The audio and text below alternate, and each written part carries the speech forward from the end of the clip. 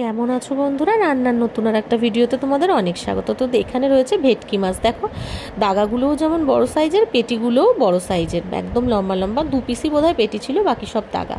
তো ভালো করে ধুয়ে নিয়ে অর্ধেক লেবু আর নুন দিয়ে ভালো করে মাখিয়ে আমি ঢেকে আধ ঘন্টা রেখে দেবো। তারপরে আধ ঘন্টা পর ঢাকনা মানে আর কি খুলে নিয়ে ভালো করে চিপে চিপে মাছগুলোকে নিয়ে নেব। নিয়ে তারপর আমি ওর মধ্যে 100 গ্রাম টক দই ফেটিয়ে রেখেছিলাম, ওটাকে দিয়ে দেবো। দিয়ে খুব ভালো করে ওটাকেও মাখিয়ে নেব মাছের সাথে।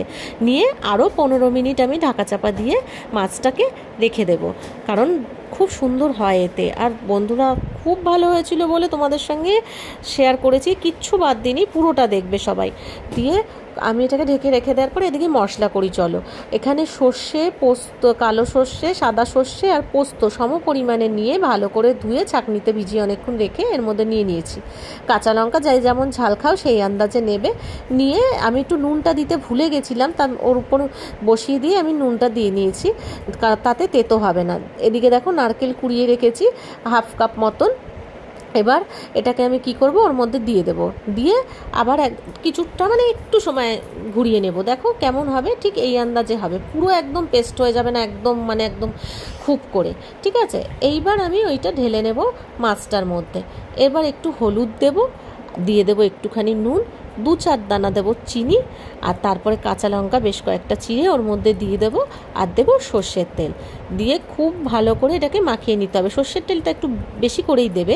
দিয়ে খুব ভালো করে এটা ম্যারিনেট করে আরও মিনিট 15 মতন আমি রেখে দেবো, যাতে করে মশলাটা খুব সুন্দর ভেতরে চলে যায় এবং পুরোটাই খেতে খুব ভালো লাগে।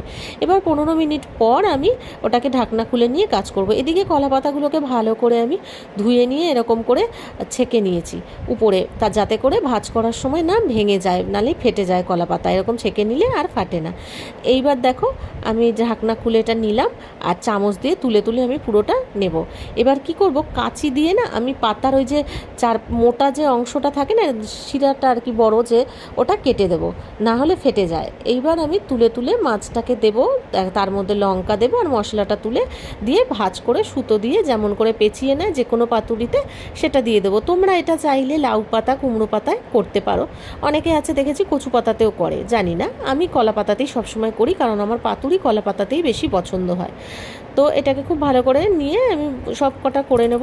সব কটা করার পর তারপরে আমি মেন যেটা সেই কাজটা করব, কড়াইয়ের মধ্যে আমি তেল দিয়ে নেব, সর্ষের তেল দিয়ে একটা একটা করে দিয়ে খুব সুন্দর করে মানে একদম লো ফ্লেমে প্রথম 5 মিনিট রাখবো একটা দিক, দ্বিতীয়বার আবার উল্টে দিয়ে 5 মিনিট মতন রাখবো।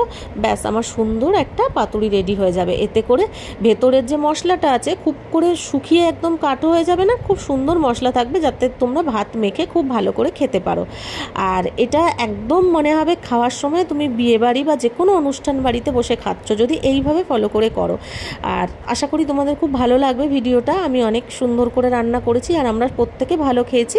তোমাদেরও যদি কখনো ট্রাই করো এরকমভাবে, অবশ্যই খেয়ে আমাকে কমেন্ট করে জানাবে। পুরো ভিডিওটা কেমন লাগলো লাইক কমেন্ট করে কমেন্ট করে জানিও। আর ভালো লাগলে লাইক করো, শেয়ার করে দিও। আবার নতুন কোনো ভিডিওতে তোমাদের সঙ্গে দেখা হচ্ছে। আর এটা তোমরা যে কোনো কিছু, অনেকে রাইসের সাথেও খায়, খেতে পারবে, ভীষণ টেস্টি হয় বন্ধুরা। আমার মেয়ে তো মাছ খুব একটা পছন্দ করে না, তবুও ও খেয়েছে। দেখো ওই এটাকে খুলছে, তো পাচ্ছিল না, আমি কলা পাতাটা খুলে দিয়েছিলাম, একদম মানে মাখনের মতন যাকে বলে নরম হয়েছিল। তো আবার নতুন ভিডিওতে তোমাদের সঙ্গে দেখা হচ্ছে। টাটা সবাইকে, ভালো লাগলে অবশ্যই শেয়ার করো।